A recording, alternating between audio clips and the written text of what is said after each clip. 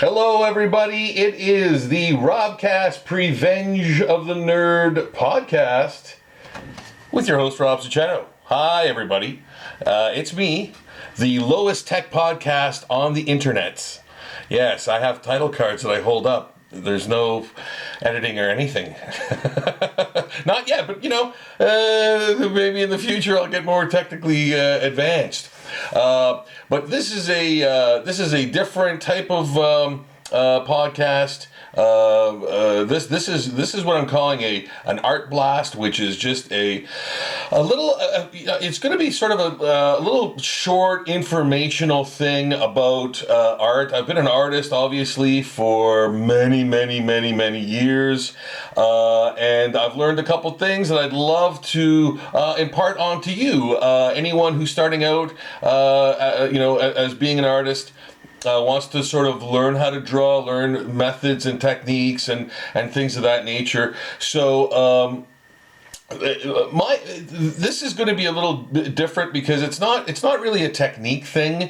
It's more of a psychological thing in the sense that when you draw, and you can't avoid this. You're obviously going to do it, whether you're doing comics or illustrations, children's books, whatever it is that you're doing. Even if you're doing sort of pop culture drawings for conventions and things like that, to sort of get over, to give people a really cool version of how you do a character. I obviously do the zombie thing, so I do zombie renditions of popular characters and things like that for prints and cons, because people love that stuff, and I really love giving people what they want and what they want to see. It's such a joy, really, to have kids and even adults come by my table and recognize all the characters that I've done as zombies and stuff, and you can hear them rhyme off the names of the characters and stuff like that.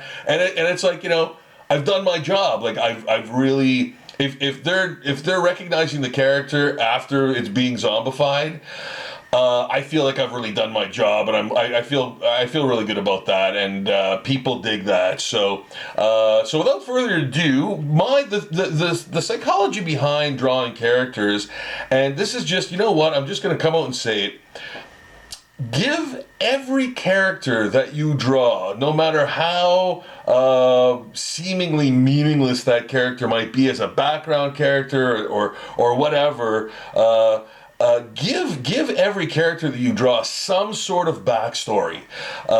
It doesn't have to be a big, huge, it doesn't have to be a really big, huge story or anything, but give that character some sort of meaning. Why is that character there doing the thing it's doing?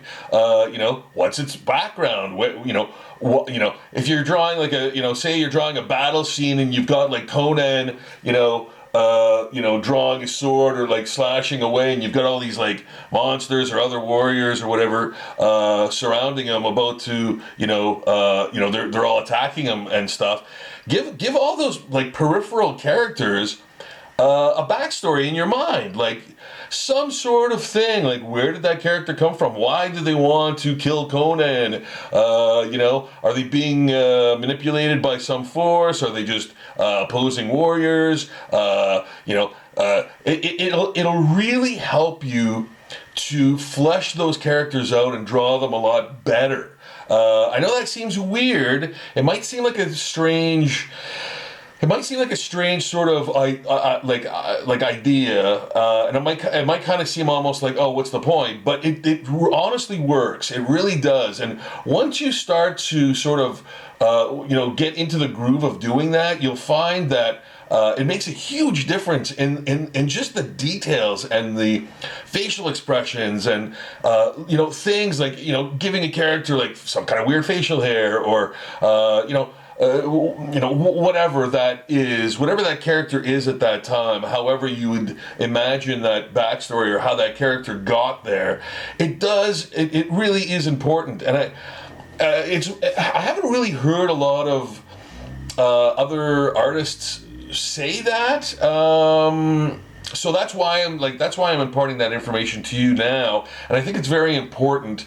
I'm sure other artists do. Maybe they don't articulate it as much, but I think it's a really important thing. And even characters that like I've got a whole slew of characters here I'm drawing right now from The Simpsons, and like I'm doing the entire Simpsons excuse me cast. So I've got like tons and tons and tons of characters that I'm working on right now. You can see those. I know these characters implicitly because I watch the show. I've watched The Simpsons like right from the beginning, and I know them. So I feel when I'm drawing them, I'm actually feeling that I know the character enough to give them that little bit of extra spice. There's something there. There's something that I'm doing, like having the sea captain hold his glass eye, stuff like that. That's just a little extra detail type of thing. So because I know that character, I know that could happen.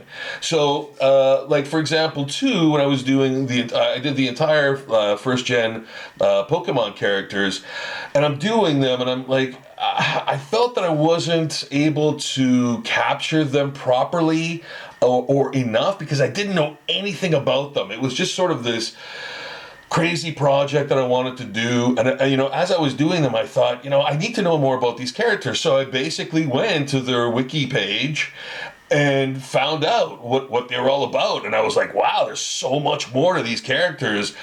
These cute little characters, than you would think. And, I was kind of amazed, and it was really interesting to me. So, you can also learn about the character, which is kind of cool too. Gives you a better grasp of the pop culture side of it and why people like stuff. And you can actually interact with fans at, cons if you've got those prints there too. So, kind of everything you do artistically has a ripple effect, and it's a good thing.